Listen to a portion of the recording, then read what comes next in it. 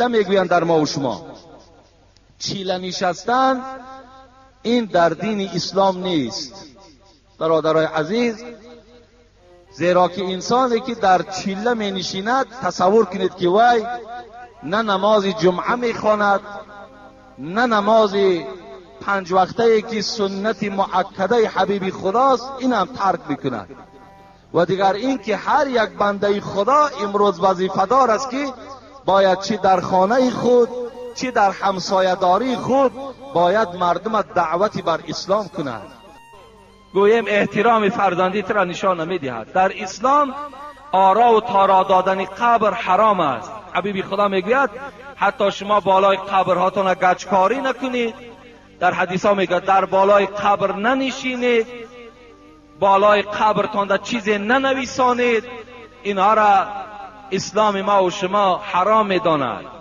حتی در اسلام فقط رخصت همین است که یک سنگ عادی برده بالای قبر میگذاریم تا که فرزندها ما خبر دهیم که همین قبر پدرت است یا مادرت است یا برادرت است. یک نشانه. حتی همون رشاتکه هایی که در اطراف قبر میمانیم اینا اسرافن، حرام است، ما و شما گناهگار میشویم. کجا جایی که این قصرهایی که در بالای قبرها میسازیم. حتی بینین همین مختصری که ما و شما امروز تاجیکستان میخوانش، کتاب مختصر قریب 70-80 تا شرح دارد. در همین کتاب جنازه چی میگوید؟ میگوید که و کوریه الاجر و الخشب، اگر در لحد شما غشت پخته گذارین یا در لحد اگر چوب گذارین، این حالت در این عمل شما مکروه است، شما در نزد خدا گناهگار میشوید. فتوای خلاصه را تماشا کنین، میگوید که قبر دویم بار کندن در اسلام اجازت نیست. اینا بعضی آدما قبرهاشون از اونجا میکنن اینجا میارن، اینا اسلام رخصت نمیدهد. لیکن اگر همون گورکاوها ساعتشه یا بیل یا کرته یا چیز از ظرف دنیا را در داخل قبر فراموش کرده باشد، اینجا اسلام رخصت میدهد که دویم بار قبر کنین و همون چیزی که زنده ها احتیاج دارن بیرون قبر کنید. ببین تا این صورت اسلام اجازت نمیدهد که در قبر چیزی از اسباب دنیا ضایع شود، پوسیده و نابود شود. برای همین از همه شما برادرای عزیز خواهش من این است که شما بالای قبرها دا بنا نکنید، بالای قبر برای خودتان سجدگاه جای نماز قرار ندهید. اینا را در حدیث ها رسول اکرم حرام خواندگی هست. گفته اما حضرت مولوی جنونی که اگر گورت همه نقش و نگار است، چی سود پر در لحد گر اژدهار است. این چی فایده دارد بالای قبر تا اگر از تمام میگوییم که بهترین مال دنیا آرا و تارا دهند، لیکن داخل قبر اژدهار داشته باشد، داخل قبر راحت نداشته باشد، این چی معنی دارد؟ آن پول شما در یتیم خانه ها، در همسایه داری هاتون، در مکتب ها برده انشاءالله اگر صرف کنین، این در روح پدر مادر شما شاد می شود. اجازت نیست برادرای عزیز در بالای قبر بغیر یک سنگ عادی حتی کتابت نویساندن ممکن نیست. السلام علیکم. حضرت داملا یک پیشوا داریم که دایم کارش همین است که اگر چیزی ندهی در یگان کار و بارد یا معرکه های خرسندیت یا مصیبتت اشتراک نمیکند. این خیلی پیشواهایی بوده است که اگر تا حق شکی نمیتی در یگان کار و بارد راست نمیستد، نه در معرکه خرسندی نه در معرکه مصیبت. حبیب خدا محمد صلی الله علیه و سلم پیشوای ما میفرماید این المسئله لا تحیلو. ببینید طلبیدن حلال نیست. وقتی همون پیشوا هست، وقتی همون گوییم که از جمله شیخ است، از جمله عالم است، از جمله ایشان است، از جمله کسی نباشد، وقتی میگوید که حق مرا دهید، وقتی طلب میکند، این حبیب خدا گفتن حرام است. حرام. هیچ وقت امت محمد باید طلبنده نباشد. حبیب خدا میگوید لو تعلمون ما فی المسئله ما مشى احد الى احد یسأله شیئا. اگر شما میدانستین که طلبیدن چند قدر بی‌ناموسی است، بی‌عاری است، شما هیچ وقت پیش یک برادر مسلمان تان یک قدم برای طلبیدن نمیزدید. یکی افسوس که این طلبیدن شخصان برای خود اختیار کردن که ناموس ندارند، اونا گویم حیا ندارند. برای همین ما و شما حق نداریم که گویم برای ما فلان قدر مبلغ جدا کن بعد من در کار بار تو راست میستم، یا اینکه من فلانی زاده‌ام، من بالای همه شما گویم سردار هستم یا فلان هستم، باید که برای من شما مبلغ جدا کنین، برای من نظر دهین. این در اسلام ما وجود ندارد. بعضی ساده های ما و شما را اونها می ترسانند، حقی مرا بده.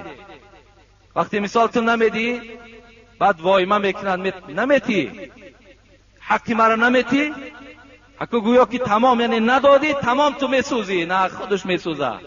او دعا هم ندارد. برادر عزیز باور کن، نترسین، این چیزی چی گپ نیست. اسلام ما باید طلبنده تیار نکند.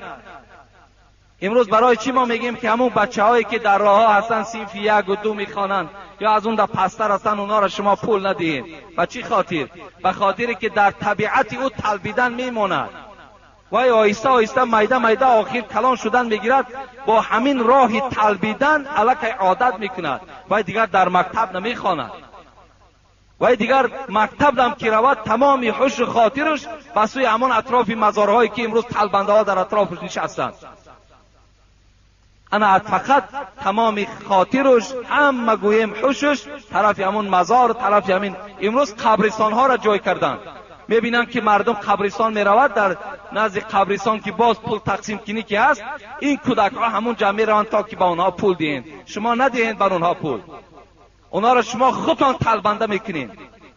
امروز این بهبودی که الحمدلله در تاجیکستان شده ایستاد، شما میبینید روز به روز زوادها باچیده ایستند، روز به روز راهها کشاده شده ایستادند.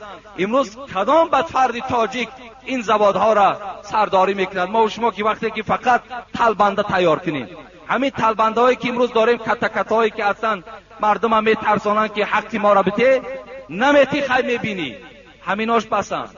ایناش بیا ما و شما طلبنده نکنیم، ایناش بگذار که بیچاره خوانند، بگذار که آینده دار شوند، در همین جامعه تاجیکستانی ما و شما خدمتگار شوند.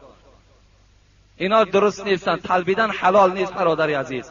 این ملاگی و باور کنین پدرای عزیز، ایشانی و شیخی که برای خدا نباشد، به خدا قسم در نزد پروردگار از کرم لای خورک دیده، این انسان در نزد خدا به قدر هست.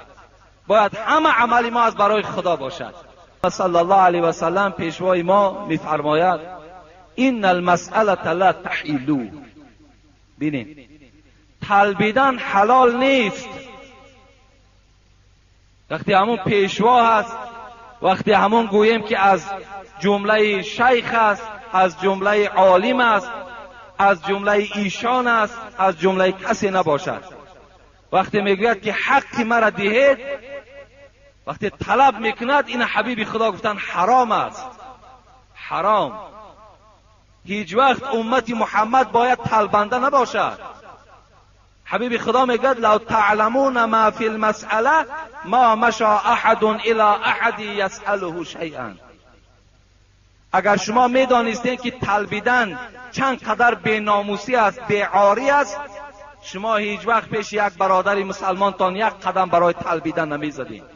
یکی افسوس که این طلبیدن شخصان برای خود اختیار کردن که ناموس ندارند، اونا گویم حیا ندارند.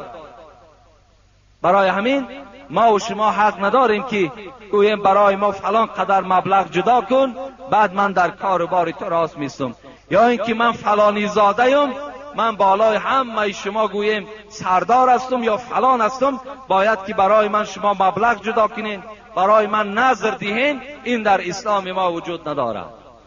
بعضی ساده های ما و شما را اونها می ترسانند، حقی مرا بده. وقتی مثال تو نمیدی بعد وایمه میکنند، نمیتی حقی مرا نمیتی، حقو گویا که تمام، یعنی ندادی تمام تو میسوزی. نه، خودش میسوزه. او دعا هم ندارد. برادر عزیز باور کن، نترسین، این چیزی چی گپ نیست. اسلام ما باید طلبنده تیار نکند. امروز برای چی ما میگیم که همون بچه‌هایی که در راه ها هستن صنف 1 و 2 میخوانند یا از اون در پستر هستن، اونا را شما پول ندید؟ به چی خاطر؟ به خاطری که در طبیعت او تلبیدن میماند و آیسته آیسته میده آخر کلان شدن میگیرد. با